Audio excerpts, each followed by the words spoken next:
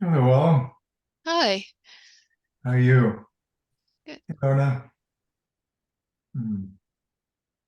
Faith has a great hat on.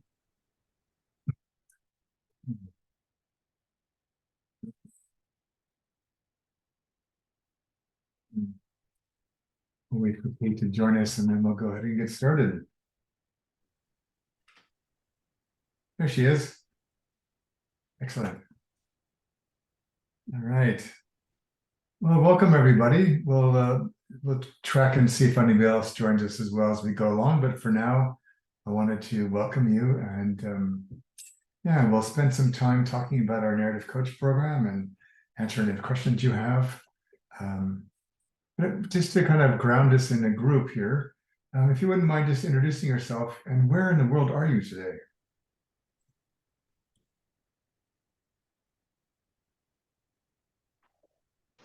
Well, I can say I'm Lorna Stewart. I'm sitting in Edmonton, Alberta, Canada at the moment. Okay, Um, I'm an AC, I don't know else I'm an ACC. Is there anything else you'd like to know? up to you. What do you feel you'd like to share with us? I've been wanting to take this program since I think about 2016 when I found you on WBEX. So Yes, I'm really, really hopeful I can do it this time. I hope so too, Lorna. Yeah. Hi, everybody. I'm Andrea. Lorna, I'm right below you in the world. I'm in Seattle, Washington. Okay, wonderful. And I'm Kate. I'm in Wellington in New Zealand, so a long way from you ladies. Yes. Yeah, wonderful. And Faith, where are you today? Hi, I'm in San Francisco. Okay, we have two more I- people joining us. Yeah, There's, I'm Mary. I'm in Melbourne. Yeah, ah, so I don't really have a really strong sense of what narrative coaching. Like very intrigued and I like what I've read, but I still haven't completed the book. And yeah, so okay, I'm very super curious. Yeah. okay. Yeah, and we're going to actually give you a chance to practice it today. Okay, cool. Give you a feel for what that's like. So Kata, welcome. We're just checking in about where you are in the world today. Um, And yeah, on the spot a little bit, but um, I'm just trying to figure out my next steps with my own coaching work, yeah, and I've come across this work, and I actually use some visual narrative coaching in the work I do uh-huh. now, and I want to deepen that, and I'm curious about the program. Okay. And where physically in the world are you today? Oh, I'm in Maine, Brunswick, Maine. Okay. Yeah. Wow. Wonderful. All right. Well, let me just, I've got a series of some slides to kind of share with you. Get one more person, Orla's coming in. Hmm. There we go. All right. Um, So I gave it this particular headline because over the years, and I've been doing this for 20 some odd years. And welcome, Orla. We just got started, so all is good. Over the years, there's sort of the funny way I say this now is people come to narrative coaching because they associate it with me, but they actually stay for each other. And one of the things I've just noticed over the years is that these are people, some even from very early on, who realized that their path through coaching was not going to be through the traditional channels. Sometimes they start there for various reasons, but they just realize life doesn't actually match very well when you try to squish a coaching conversation into a form. And so we have long since taken a very different path in this space. And I think you'll recognize a lot of kindred spirits if you choose to come join us. So I just want to provide just a tiny bit of context about kind of orienting us, and then we're going to look at narrative coaching itself, and then we'll look at the what the program is like at the very end. And so I'll let you read this and sort of tell you why I thought this was a good slide to start with.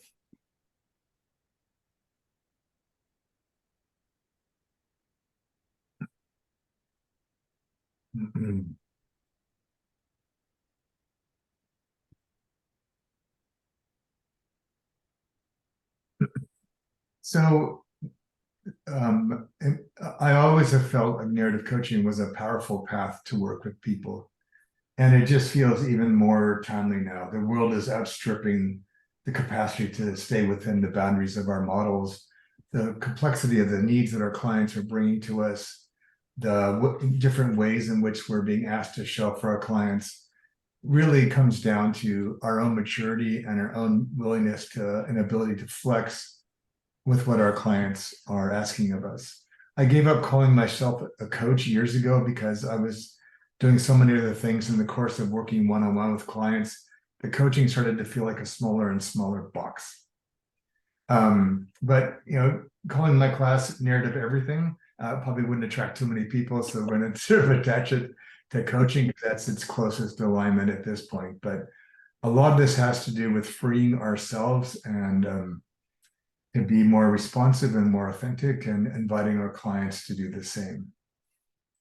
So if you were to take the program, you would discover in the first 3 modules that most of our time is spent on ourselves.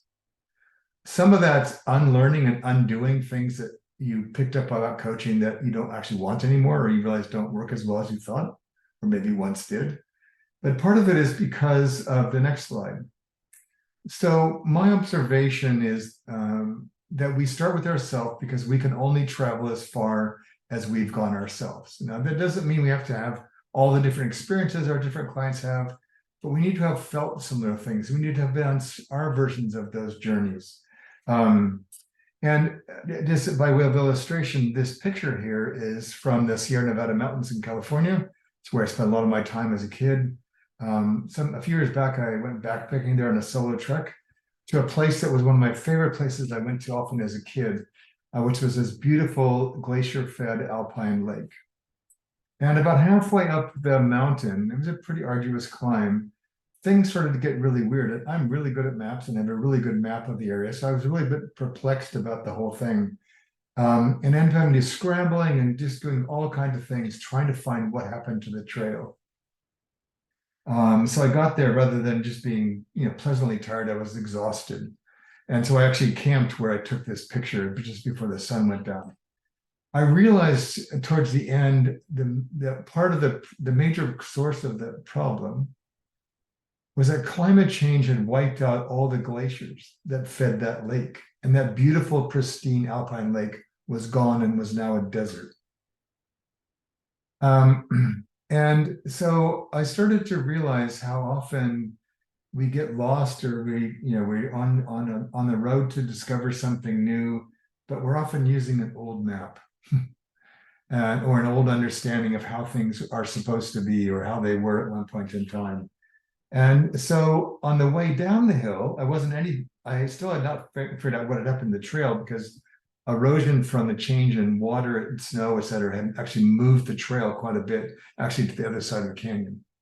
And so I just followed my instinct and my experience and intuited by looking at the map where a trail would likely be if it wasn't where it was supposed to be.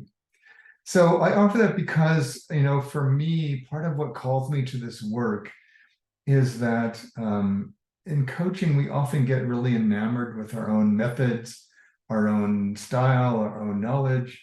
But in reality, at the end of the day, that has actually far less to do with our clients' outcomes than we might think. And so much of it has to do with our ability to help the client develop themselves. So that starts with our willingness to do that for ourselves. And so my mission a lot with narrative coaching is as much to develop practitioners as it is to further the practice of narrative coaching. So I have a question for you. What calls you? What intrigues you? So you came here through things I've written, through things I've said, things I've done, and I'm going to take this down for a minute, and I'd love to hear what intrigues you. What are you curious about that brought you here today?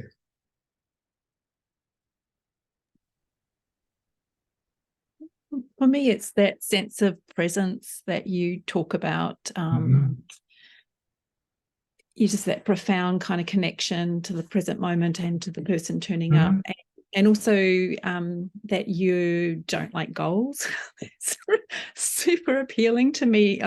I'm currently doing a career coaching course, which is the area I've worked in mostly, and it's incredibly structured and it's so prescriptive, and it just feels like tight ropes. And I love the developmental kind of approach rather than the goal-oriented approach. Yeah. And you know, that goal-oriented work is very helpful for certain kind of clients. It's very helpful for beginners because otherwise you have no idea what you're doing. But in the end, I just find that's not how most people live. And if you look at like the research on outcomes from diets, the vast majority of them fail. If you look at like Dean Ornish's work from the 90s, I think he was a heart surgeon, and he found that only about 10 or 20% of his patients actually did what they were supposed to take better care of themselves, even though he told them, you will die if you don't fix this. And so I said, there's just something around our obsession through school, or I don't know what it is, or capitalism or something that keeps us so attached to goals. And my two of the things, and you'll hear more of this in the class, but I've been doing this for a long time. It is extraordinarily rare that a client knows what they actually really want from coaching. Even if they say they do, like I want a new job, or I want to be happier, or they don't really know what that really means yet. And the person who fulfills whatever they aspire to do is not the person that shows up in coaching. So I'm not going to explore I don't want to know why you're here, because you don't really know. And even if you did know, you're going to have to change in some fashion significantly enough to help make it possible to achieve the thing that you've not been able to achieve so far. I want to know that person. And that person is going to be in motion with me in the conversation, and not sitting there trying to fantasize about an agenda for a conversation before we even met each other. And this is true even for corporate clients who often get handed agendas. We don't know what that really means or what that looks like yet. And so I'd rather just welcome the human being and saying, let's just sit here and be together for a while, and let's figure out what this actually is all about. So yes, we'll spend a lot of the first 3 modules doing exactly what you've described, Mary. Yeah. Anyone else want to share? What intrigues you? Yeah, I think sorry. Go ahead, Kate, please. Go ahead, Kate. Yeah. Yeah, very similar to what you said, Mary, just that goal attachment, and just the way I sometimes feel a bit frustrated, and I can sense frustration in the client as well around this kind of continuing desire to nail something that's correct to start off with, that it just doesn't feel comfortable, or you know, often. No. Goal theory is actually very helpful. We do better when we're aiming towards something that we believe in, but the goals themselves I don't find very useful most of the time for most people. Andrea, what's on your mind? Yeah, I think I have a variation of what's being shared here. I'm a facilitator, and I've found myself in a coaching role from time and again with different clients. And I'm at that stage in my career where I've amassed so many different models and tools. I feel like I have an almost overstuffed toolbox.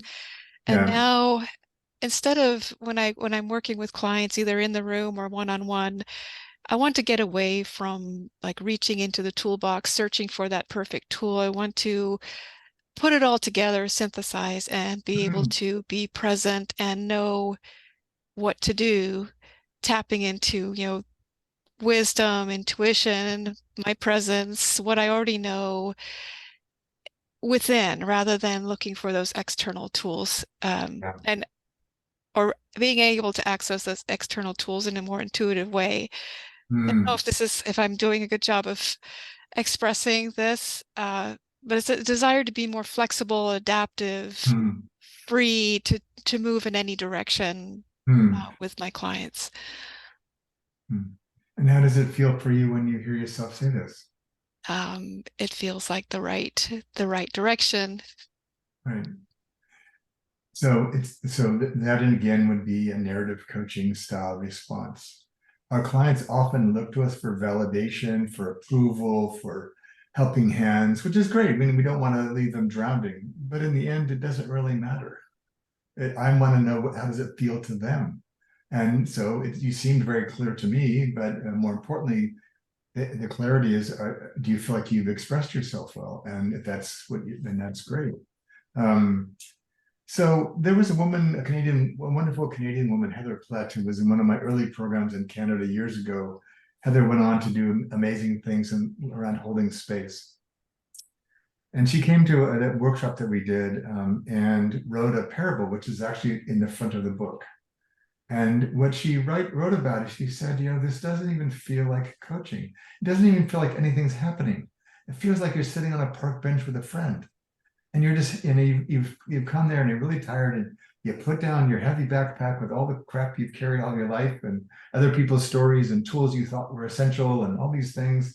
And then you're having this sort of lovely conversation with your friend. And then you get up and think, wow, what happened? It's so much lighter. And so a lot of what we're doing for ourselves and our clients is just letting go of a lot of things we don't really need anymore and helping clients get out of their own way. And we're using their stories to help them do that. Yeah. So, anyone else want to share? Yeah. Is it Kata? Kata. Kata, okay. I think what intrigues me kind of is that I came to this late in life, and I've been coaching for a couple of years, but I don't want to be like the traditional coach. And I find naturally that I like to just converse and meet my clients. And plus my own journey brought me to here. It's sort of like my medicine that I'm bringing out in the world. And so that parallels. And so I've been living that. And I've been looking for community or places to go deeper into myself to expand my presence and who I am. And so I'm intrigued to find that place.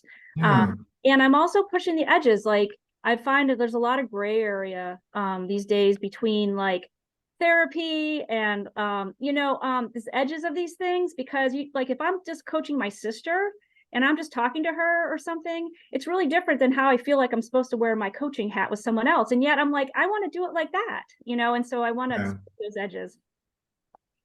Yeah. So again, that's part of why I don't even describe myself as a coach anymore, because it sets up certain expectations for how I'm supposed to be, and I've never been those things. And so I've my daughter went through a tough patch a while back, and so she allowed me to do some dad coaching in very brief amounts, and then it was enough, and then I had to stop. But for me, what you'll discover is this becomes a way of living, and sometimes you get paid for that, and it's a little bit more structured, a little bit more formal, but it's no different than if you're coaching your sister in some ways. It feels that way for me. So yeah, good. Anybody else? Oh, yes, Faith. I'm really new to coaching. Okay. So I just actually, I've never even been a client, but I am exploring going into that. And I'm currently enrolled in a coaching program. I like it very much, actually. And so I'm curious, it's so broad, and I know I'm definitely not traditional. And I kind of want to make where I take, my own thing like everybody else, so that it matches my qualities. And definitely, I'm just interested in exploring all the whole range. I mean, there's individual, there's group, and all that. Yeah. All right. Good. All right. Everybody else okay? Can we go? Oh, Orla. I can go. Yeah. I've been coaching for 12 plus years, and I was so energized by it when I started, and I'm not anymore. It feels like the same, and like not enough. It's not making enough of a difference, and I think part of it is our world has become a lot more complex. And then there's the other element of it is that, AI is going to take over some of the more process oriented or goal oriented type of coaching. And so where we come in is it has to be beyond that. It has to be something more elevated and meaningful. And that's what I'm looking for. Yeah. Yeah. I think you can change the verb tense from future to present. I think that's already happening. And you'll actually be able to test that yourself, because we'll cover this more later, but one of the features of the program that we've just launched some practice groups on a video-based platform with one of our partners. And we're going to give you a sample of that across this program so you can actually record yourself practicing. And you'll get a small taste of AI as one of the sources of feedback you get. And like humans, some of it's useful, some of it's not. But yeah, so I'm somehow, because I have a weird brain, I got sort of dragged into this space. I've been doing now talks and things about what is there for coaches with the AI and what's not there for coaches. And so yeah, it's fascinating. But I think it is that you're right. It's all of this is calling us. I feel like coaching's at an inflection point, and the same old, it's going to not cut it anymore. It already is not. Now it'll just get worse. And so I feel like narrative coaching is far stronger foundation for kind of what's coming. So I'd like to move on. If you've got things that come up, you just put them in the chat box. We'll stop a couple other times just to get your questions. But I'm gonna go back to share my screen, and yeah, here we go. There we go. So we'll go down here. So these are the three sort of sections we have. What makes this work unique? What's it like to be a narrative coach? And what's it like to be in this program? So I always like to start off with a little bit of humor. So yeah. Oh, there we go. There you go.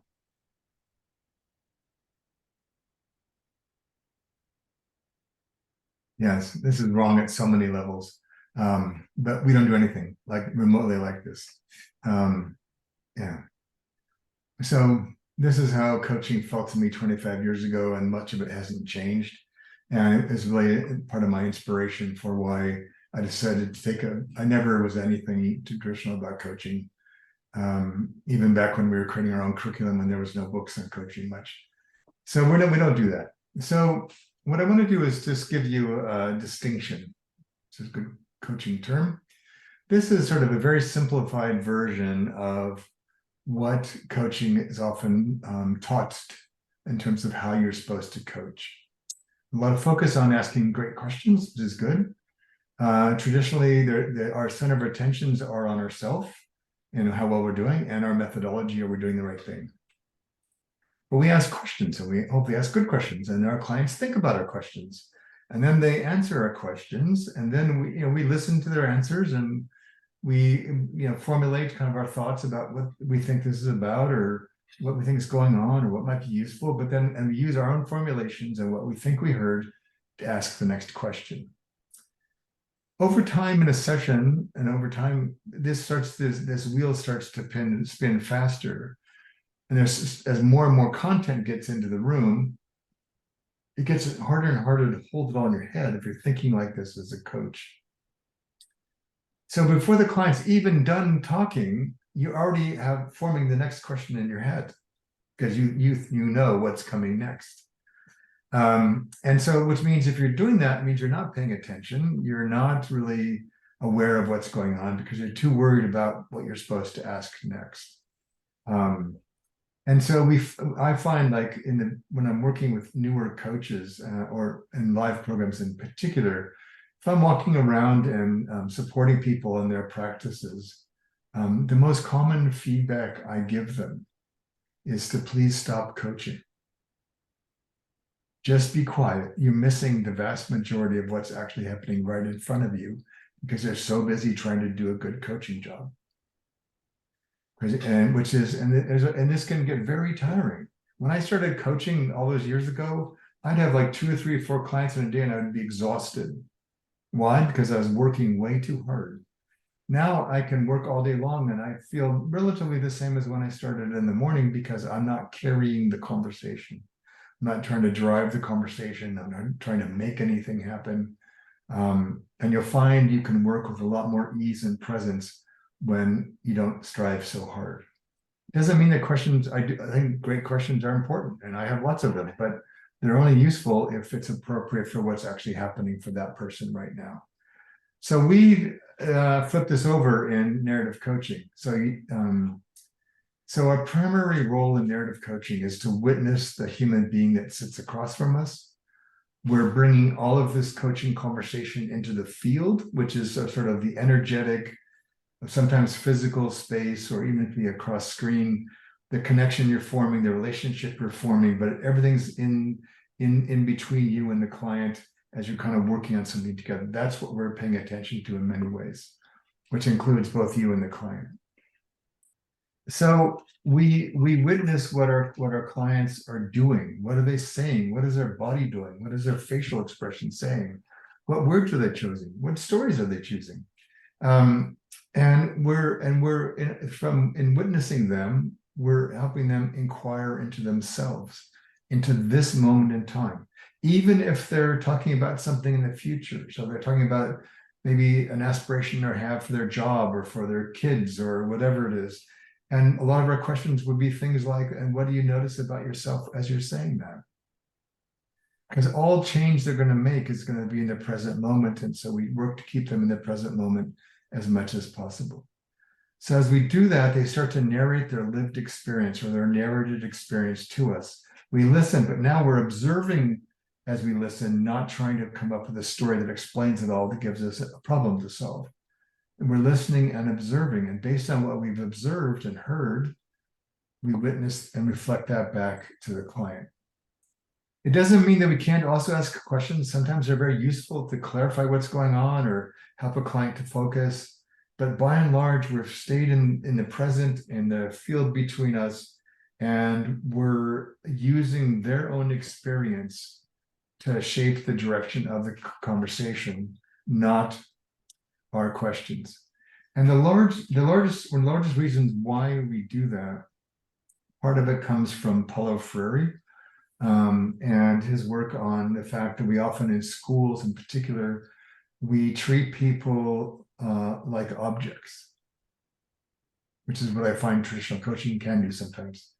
But then we expect them to be subjects, sort of authors of their own story when they leave, but we haven't treated them that way. We've driven the whole conversation for them.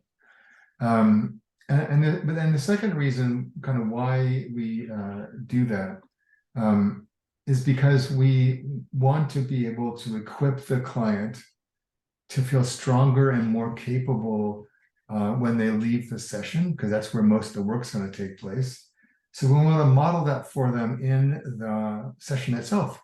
So if the session is dependent on us, then they often don't do as well when they leave the program. And we want them to feel empowered and to do this more on their own.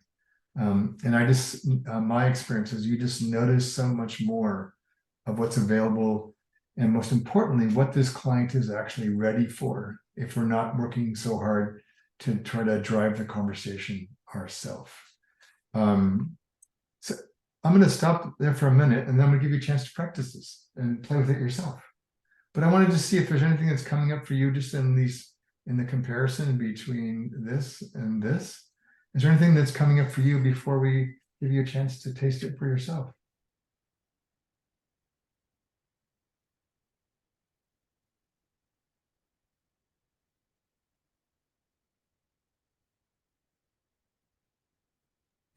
David, Yes, Andrea.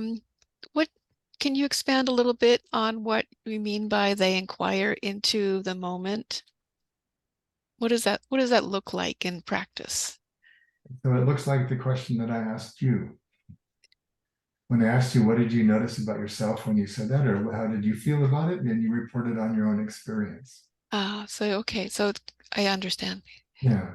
So when you ask the question, it's an invitation for the person to go within or observe something about themselves or the situation. That's their inquiry into the moment. Yeah, and then I'm curious about what they chose to notice. And one of the things, particularly I think post-pandemic in a way,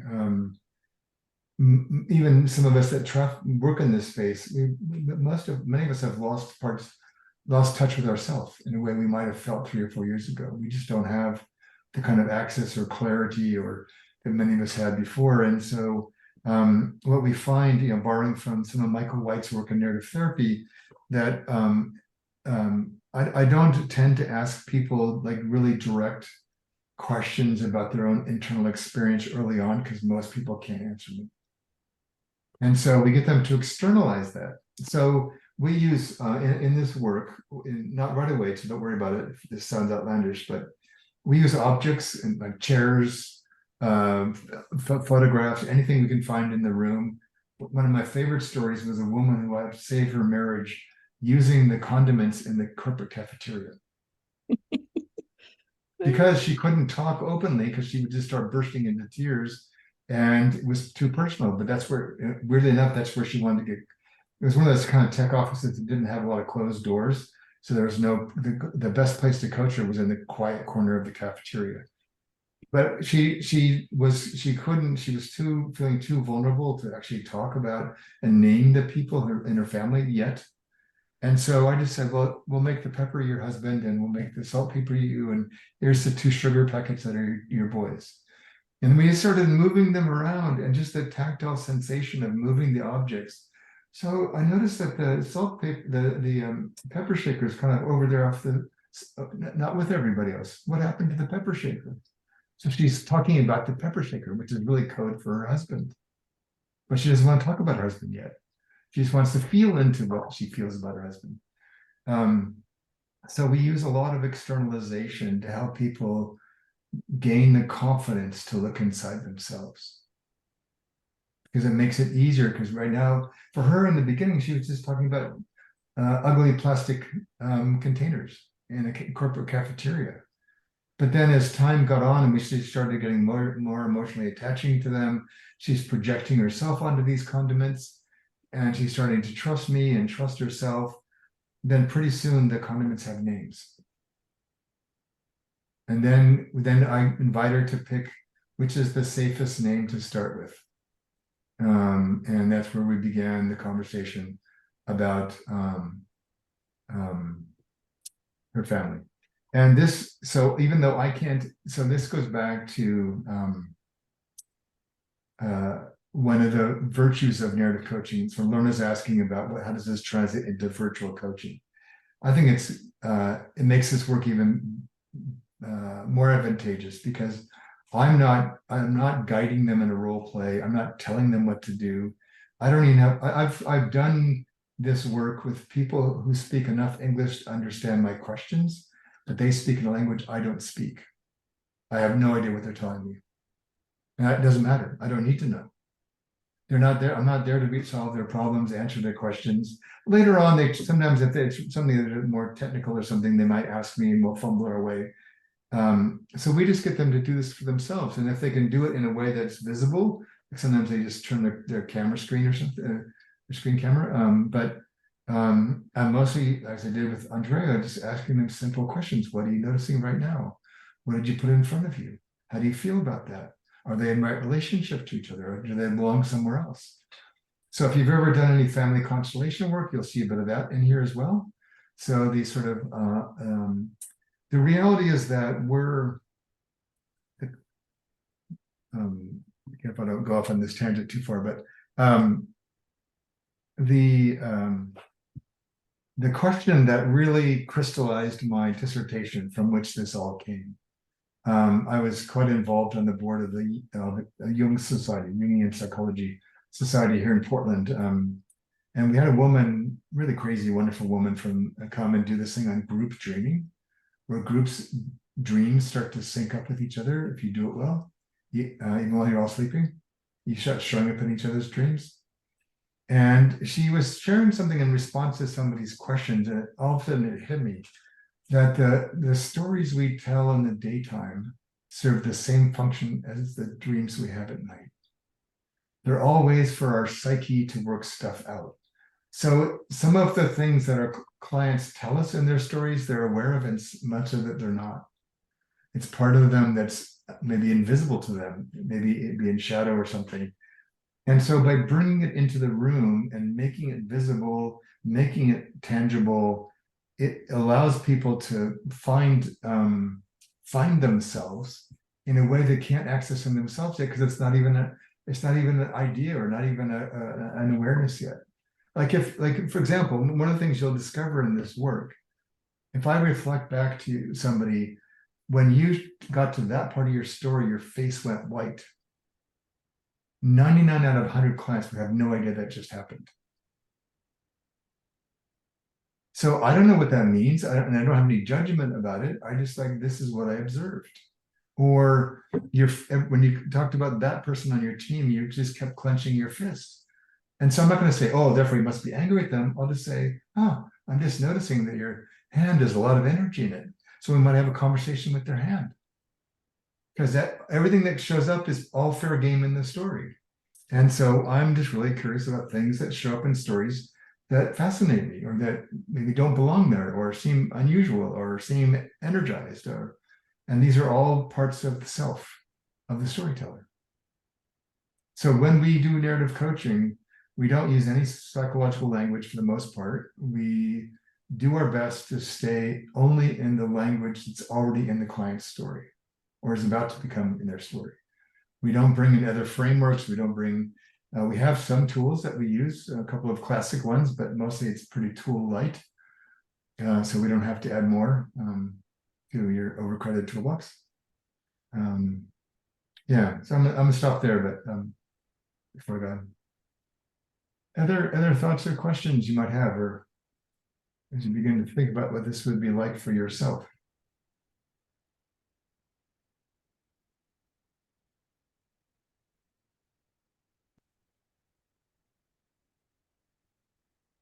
I always wonder, are they totally clear or are they totally baffled? Silence is always hard to tell, but I'm kind of err on the optimism side, so I'm just going to see it's all good enough for now. You might be thinking, oh, he's a madman, but I'm going to move on. And if you have more things you want to put in the chat box or ask, feel free to do so. Okay. All right. So now we're going to let you practice. So you're now going to be elevated to beginner narrative coaches. You had an extensive introduction. So, so what we're going to do is I'm going to put you into pairs. And we'll give you about 8 minutes, which will be, it's not enough for a full coaching conversation, but you'll soon realize you don't need a full conversation all the time. One of you is just going to present a headline of a story that's something about you're working on in your life.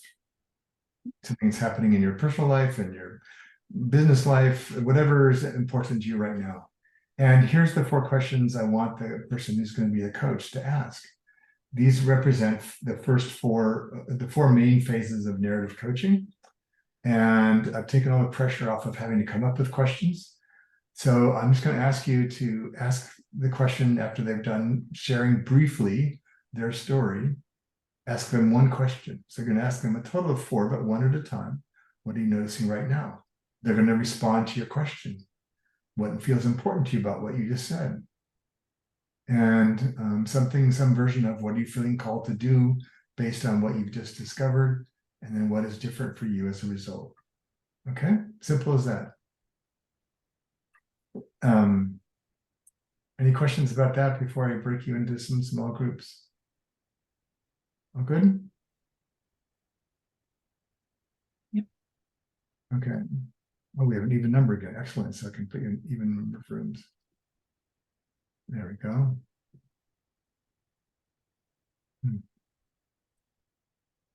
Okay, have some fun.